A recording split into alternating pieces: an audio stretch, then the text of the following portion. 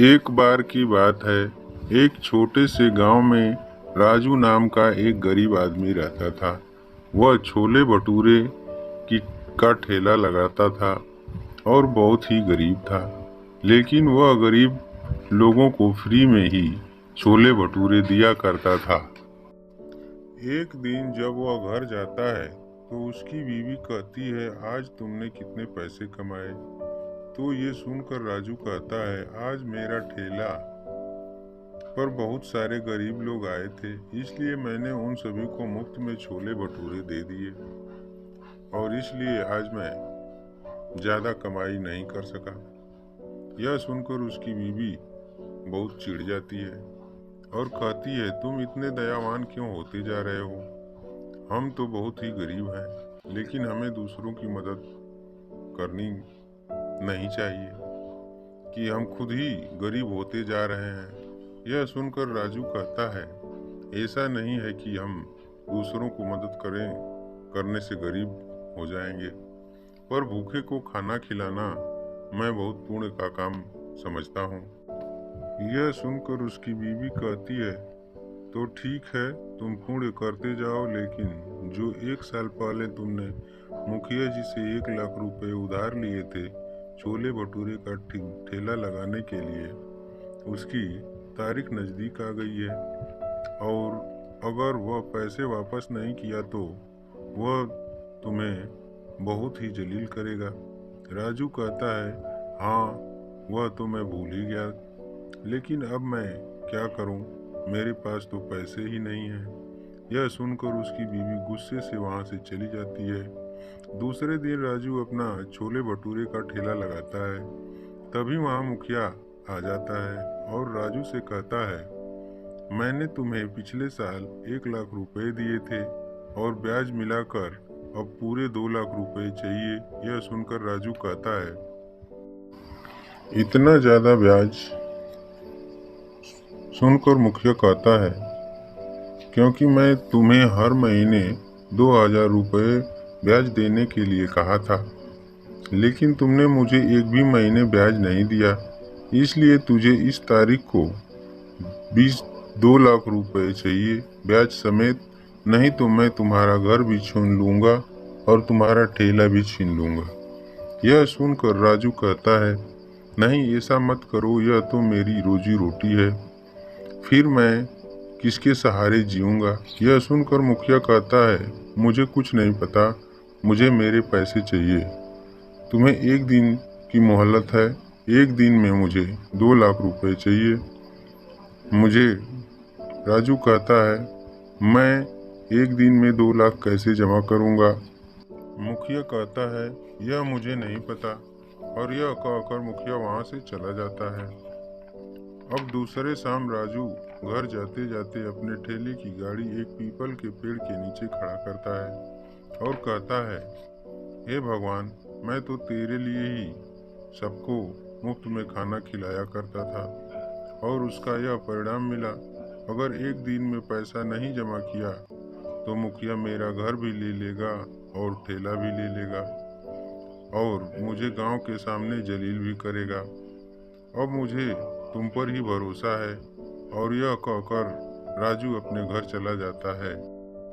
सुबह होते ही उसकी बीवी कहती है कि अब तुम पैसे कहाँ नहीं जमा कर पाए? मैं तुम्हें कब से कहती थी कि मुफ्त में खाना बांटना बंद करो, और तुमने मेरी एक न सुनी। अब तुम मुखिया हमारा घर भी ले लेगा और ठेला भी ले लेगा, अब हम कहाँ रहेंगे? यह सुनकर राजू कहता है, जाने दो, मैं थैला लेकर जा रहा हूँ। और राजू अपना ठेला लगाता है। तभी वहाँ एक बूढ़ा और बुढ़िया आते हैं और कहते हैं, बेटा, हमने सुना है कि तुम भूखों को मुफ्त में खाना खिलाते हो। हम बहुत गरीब हैं और हमें बहुत भूख लगी है, तुम हमें पेट भरकर खाना खिलाओगे क्या? राजू कहता है, ठीक है, तुम्हें जितना खाना है खाओ। राजू अपना पूरा खाना बनाता है। वह पूरा दिन भर का छोला भटूरा बनाकर रख देता है और दोनों बूढ़ी बूढ़ा सभी छोले भटूरे सफा चट कर जाते हैं। यह देखकर राजू चौंक जाता है और दिल ही दिल सोचता है कि मेरे दिन भर के छोले भटूरे थे, इन्होंने सभी खा लिया। और जाते जाते बूढ़ा बूढ़ी राजू को छोटी सी थैली देते हैं और कहते हैं, यह रख लो, तुम्हारे बहुत काम आएंगे। और यह कहकर वह वहां से चले जाते हैं।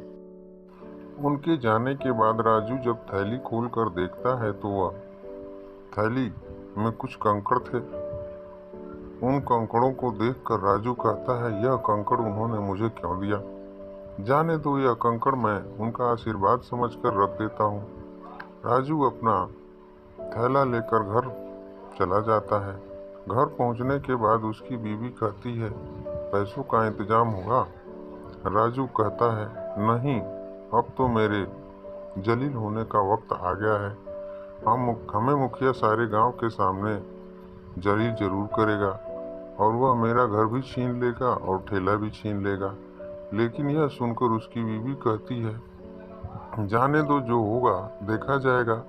उसकी बीवी कहती है, तुम्हारे हाथ में क्या है? तो राजू बताता है, मैंने एक बुढ़ा बुढ़ी को मुफ्त में खाना खिलाया, उसी वजह से उन्होंने मुझे यह दिया है। राजू की बीवी बहुत ही उत्साहित होकर उसे थैली को खोल कर देखती है तो बोलती है, यह तो कंकड़ है, इन कंकड़ों का हम क्या करेंगे? यह सुनकर राजू कहता है, जाने दो, उन्होंने कुछ तो दिया। अरे, यह कहकर वह उदास होकर बैठ जाता है। जब राजू सुबह नींद से जागता है तो उसकी नज़र उस थैले पर पड़ती है। जैसे वह थैली अपने हाथ में लेता है तो वह चौंक जाता है, क्योंकि उस थैली में कंकड़ की जगह कीमती हीरे थे। राजू समझ जाता है कि वो बूढ़े बूढ़ी भेष बदल कर उसकी मदद करने आए थे।